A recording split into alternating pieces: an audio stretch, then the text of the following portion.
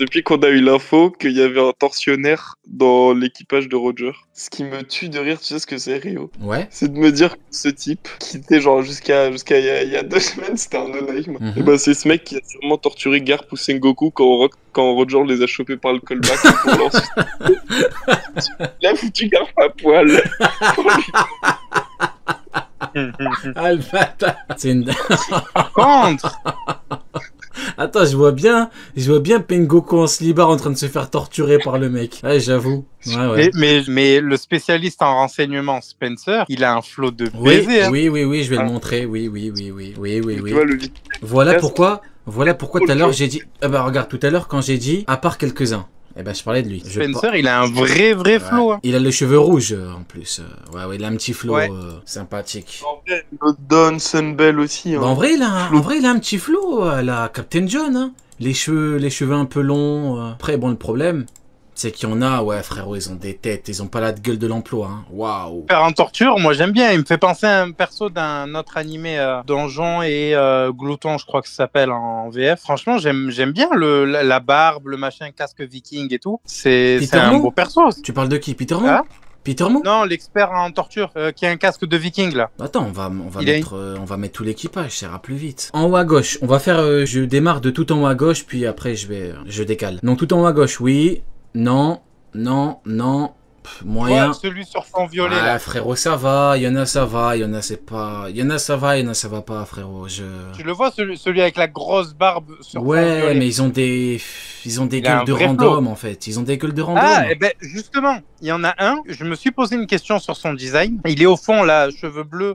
Moustache de tonton. Mais je t'en supplie, c'est quoi cette gueule là? Ouais, c'est quoi cette gueule? Il ressemble à qui? Il ressemble à qui d'autre? C'est quoi cette gueule? Il ressemble à qui d'autre dans One Piece? Il ressemble à un escroc qui vend des fausses tours Eiffel devant le métro. Non, à un escroc qui vend des photos. Un escroc qui vend des photos. C'est pas le daron de Attache? Mais je te promets, il vend des faux iPhone lui. Je te promets la gueule du mec. Mais frérot, il vend des faux iPhone lui. Arrête. Non, mais en vrai de vrai, c'est pas le daron de Attache qui vend les photos. Il a la même gueule. Hein. Il t'attache pour te voler ton portefeuille peut-être, mais c'est pas le daron d'Attache. Non, frère, non, je vous assure. Non, mais en fait, le flow, il est aléatoire. Il a une chemise hawaïenne, il a des cheveux bleus, une fausse moustache et le chapeau de Michael Jackson, frérot, ou de Muzan, ouais, c'est quoi ça? Mets la photo de Attache à côté, tu vas voir. Bah, il a la même moustache, quoi, frérot, arrête aussi. Ah, il a la même gueule. Bah, on va voir, hein. Il a la même gueule. Bon, il a un chapeau plus ou moins. Il a pas la même gueule, frérot, arrête. Qu'est-ce que tu racontes? One Piece. Il a la même gueule, frère. T'as atteint de cécité ou quoi, frérot? Fichitorol. C'est le même. Frérot, je te jure qu'ils ont pas la même tête, ça va pas, quoi? Ils ont les yeux ronds, le même nez. Mais je te promets que non. La même moustache. Les yeux ronds dans OP. J'ai dit, il a besoin de lunettes. Ah, ok, vas-y, continue, Niel. Je vais te chier dessus. Mais comment je vais... Mais frérot, ils ont pas la même tête. Ils ont la même... On va faire un sondage. Ah, mais ça va, le chat, il va dire non, frère. Ah, alors, on n'assume plus, hein? Juste pour m'emmerder, il va dire non, le chat, tu le sais. C'est quoi, c'est son daron? On va écrire. C'est son daron. C'est son daron, oui. Ou non, c'est tout, on va voir. C'est son daron ou non. Il y a des sondages. Twitch, ils ont investi des milliards de dollars pour qu'on puisse faire des sondages. Faisons des sondages. Alors, et frérot, j'ai jamais vu ça de ma vie. Tout le monde dit non. Il n'y a pas un oui. Même toi, t'as pas voté oui. Frérot, il n'y a pas un oui. C'est du jamais vu dans l'histoire du sondage. Waouh. Ouais, il grossit pas le papier. On dirait une dictature, il n'y a pas un seul oui. La vision et on ne me taira pas. Bon, bah écoute, non mais t'as envoyé une idée, voilà quoi. Il a la même tête. C'est quoi qui te fait dire qu'ils ont la même tête? C'est quoi la ressemblance, genre?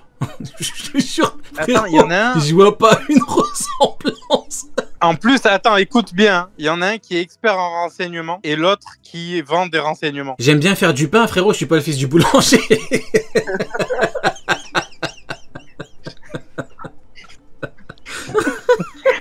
Va te faire foutre déjà juste pour commencer. Frérot, tu me dis, ils font des renseignements. C'est son fils. Mais non. Ils ont la même tête. Il y a trop de points communs. Dis-nous les points communs. Dis-nous tous les points communs. Ils ont la même tête. Ils sont tous les deux dans le renseignement. C'est tout. On dirait le mec qui a dit « Je vais vous prouver que constamment les Amiro sont mis au même niveau que les Yonko. » C'est quoi l'argument? C'est Shinjiro, il a dit « Tu dois battre les Amiro et les Yonko. » C'est tout. Bon, ok, bon, constamment, ok. On sait très bien qu'en rêverie, il y a l'ensemble des forces de la marine, parce que c'est même le GOAT Garp qui le dit lui-même. Comment la marine pourrait s'occuper de Big Mom et Kaido, toutes nos forces sont concentrées pendant la rêverie. Tout à fait. Voilà pourquoi. Moi, j'ai pris l'exemple. En fait, pour moi, c'est très important de prendre le contexte et de prendre l'optique du personnage. Quand tu prends Rayleigh vieux contre Kizaru, Rayleigh, il dit, bon, je veux être tranquille. Rayleigh n'a pas d'intérêt à tuer Kizaru. Tu prends Gaban, qui doit sauver son gosse, il doit sauver les enfants devant Summers. Il est en mode kamikaze barbare, il le fume. Rayleigh, quand il vient pour sauver Hancock, il vient en mode kamikaze, c'est pour ça que Barbe Noire a senti la patate venir, il a dit, ah merde, c'est mieux que je me barre. L'optique du mec, le contexte. Xebec, Marie-Joise, il est là pour sauver sa propre vie. Dans ce contexte-là, il fume l'amiral rapidement, parce que t'as pas le temps. Garp, sur la ruche, si t'as pas le temps, tu mets KO Kuzan. Shiryu, pourquoi t'en veux pas? On me dit, ouais, il a pas mis de haki, il a envoyé un petit coup, mais donc il est demeuré. Donc ton perso préféré, t'es un demeuré. Il frappe un petit coup, du coup quoi? Du coup en fait, Shiryu, il le laisse tranquille, Shiryu il peut, après, aller tuer Hermep. Moi j'en peux plus. Ils nous ont dit, parce que moi je t'ai dit, je suis un peu sur Insta et tout. Les anglophones, ils ont dit que prochain chapitre, il y a Xebec qui va tenter de recruter Garp à la place d'Ar. Il devrait devenir un pirate. Bah après, regarde, j'ai envie de te dire, et pourquoi pas? Dans l'équipage de Xebec, il y a bien des haches d'argent, il y a bien des mistes aussi, il y a de tout, hein. Ils ont pas dit ça. Ils ont dit oui, c'est pour la blague, j'ai compris. Ils racontent de la merde, je sais, mais bon, qu'est-ce que tu veux après c'est pour ça.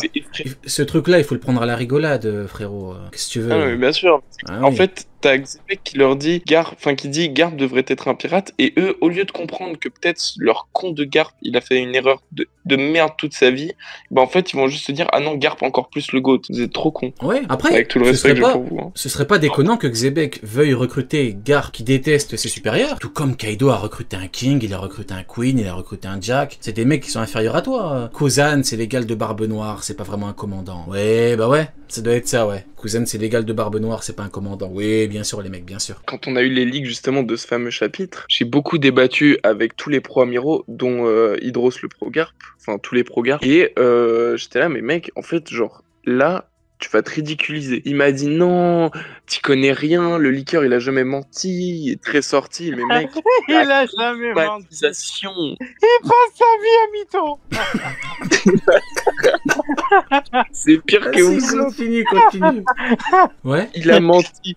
Ça fait 2 ans. Tu sais, je leur ai dit, non mais non seulement il a dit qu'il a pas menti, mais il a dit il est pas sous agenda. Je lui ai dit, mais mec, t'as pas idée à quel point il est sous agenda, ton mec. Il m'a dit non et tout. Mais le chapitre, il l'a allumé. J'aurais pas Frérot, kiffé. on m'a envoyé la preuve qu'il était sous agenda, le leaker. Il a dit, vous allez apprendre à respecter Garp. Mais oui. Quand un mec te dit, vous allez apprendre à respecter tel ou tel perso, qu'il est sous agenda, il en a marre que les gens chient sur son perso, et donc il dit, en fait, cette phrase-là, ça vient c'est un ras-le-bol. Évidemment qu'il est sous agenda. Mais, tout comme à Aramaki, le leaker, il avait dit, il a fumé King et Queen facilement en mode il y a eu un combat. Et ils ont cru qu'il y avait un combat, tu vois ou pas? À chaque fois, c'est la même chose. Tu vois, le Séraphin avec Sanji, il a brisé la jambe de Sanji. Mais eh oui, pendant qu'on y est. Sanji, c'est un petit maintenant. Sanji, il a battu Queen, c'est un petit maintenant. Allez, arrêtez les mecs. Arrêtez. Bon, bah écoute, big up mon frérot multiprise. Vous êtes prêts pour un petit sujet bien sympa sur Im? Tout à fait. Eh bien, je vous propose de prendre votre verre d'eau, de vous poser tranquille, et puis bah, je vais débiter. Alors attends, je vais prendre un verre d'eau. Je suis les consignes, moi. On me dit les consignes. Hop. C'est pas les Neil, on a dit le verre d'eau, pas le Jack Daniel, Neil, pas le whisky. Hein. Donc c'est l'eau, il a dit. Hein. Hop là. Vas-y, on t'écoute. Rio, il a dit un verre d'eau, va te servir de l'eau. Il a dit, il faut qu'on prenne un verre d'eau. Bah, j'ai mon eau. Voilà, bon, il me reste qu'un fond, mais j'ai de l'eau. Non, ça c'est la 8-6, Neil. On t'a dit l'eau, je rigole. Mais le pire, c'est que à chaque fois, vous essayez de me faire passer pour un alcooleur, alors que je bois pas. Ben oui, je sais, c'est ça qui est drôle, mais frérot, c'est ça qui est drôle, justement. C'est que tu bois même pas. C'est ça qui me... C'est ça qui me termine. Ah, je suis mort. Vas-y. Je suis mort. Alors, vas-y, on t'écoute. C'est parti pour mon petit sujet sur Im. Le paradoxe temporel d'Im, la dualité avec les papillons. Im est un personnage qui est fortement lié au temps de One Piece. Tout d'abord, d'après les propos du roi Cobra, on peut supposer qu'Im est arrivé au pouvoir il y a 800 ans, suite au siècle oublié. Im est donc au pouvoir depuis longtemps. De plus, après Joy Boy, les pires ennemis d'Imu sont les poneglyphes, des pierres indestructibles qui ont visiblement été éparpillées à travers le globe instantanément ou presque, suite à une décision de Nefertari d'Ilili, et qui ont traversé ces 800 dernières années comme si de rien n'était. Ensuite, Im est également lié à la Terre et au dieu de la Terre, ennemi séculaire de Nika, le dieu soleil, lors du premier monde de One Piece. Premier monde qui date d'il y a plus de 800 ans. Cependant, lorsque qu'on voit Kim dans la salferie du château de Pangea de Marijois, il ou elle est régulièrement accompagné de papillons qui sont des êtres vivants éphémères. Par ailleurs, Im est également sujet à des impulsions éphémères. Premièrement, le déchaînement de la puissance d'Uranus pour le royaume de Lulusia, se traduisant par une montée mondiale du niveau des eaux de 3 mètres, acte éphémère avec des conséquences durables. Deuxièmement, le déchaînement de la colère d'Im sur Saturne, résultant à la mort du doyen et son remplacement par Garling, et faisant monter Shamrock au grade de chef des Chevaliers Divins, acte éphémère avec des conséquences importantes à court terme et impactant la puissance totale du GM, qui cherche quelqu'un pour rejoindre l'ordre des Chevaliers Divins, et donc remplacer le trou qui a été causé par la perte de Saturne. Troisièmement, suite à une perte de patience liée à la situation critique à Marijois, Im prend possession du corps de Gunko sur Elbaf et rouspète sur les Chevaliers Divins en déclarant « Pourquoi est-ce que vous traînez ?» soulignant qu'elle s'impatiente. Tous les actes de Gukimo lors du chapitre 1150 montrent également qu'elle est pressée. Quatrièmement, la régénération des Chevaliers Divins et du Gorosei est également très rapide, transformant n'importe quel dégât qu'on leur inflige comme éphémère, à moins d'avoir la technique ou méthode pour les contrecarrer, comme Scopper Gaban. Doyens qui, par ailleurs, sont vieux, voire très vieux. Saturne était notamment déjà vivant et doyen il y a 200 ans, lors de l'attaque d'Emmet sur Marijois. Cinquièmement, les chantiers initiés par le GM peuvent également être ramenés à Im. D'une part, les recherches scientifiques, telles que celles sur la géantification, supervisé par Saturne. Nous en avons connaissance de ces recherches depuis le début du Nouveau Monde. Mover Caramel faisait déjà du trafic d'enfants géants d'Elbaf pour le compte du gouvernement mondial 113 ans avant le début de l'ère actuelle. Et les recherches sur la géantification de la part du GM datent probablement d'encore plus longtemps. En effet, à la lecture du chapitre 1154, d'après les dires de Jarl, il semblerait qu'un mystérieux équipage de géants appelé Galera a disparu il y a bien longtemps. D'autre part, la construction d'immenses ponts permettant de vivre sur Terre une fois la montée des eaux de 80 mètres à cause de la guerre finale est prédit par Vegapunk, chantier probablement supervisé par Saint Marcus Mars, le dieu guerrier de l'environnement. Enfin, le cycle de vie d'un papillon qui est divisé en 3 phases. La chenille, qui est mobile mais clouée au sol, la chrysalide, qui est immobile et durable, le papillon, qui est mobile et éphémère. Ainsi, je dirais que comme un papillon, Imu est passé par 3 phases similaires. La chenille. Im a conclu ou bénéficié d'une alliance permettant la défaite de Joy Boy du deuxième monde et l'avènement au pouvoir d'Im.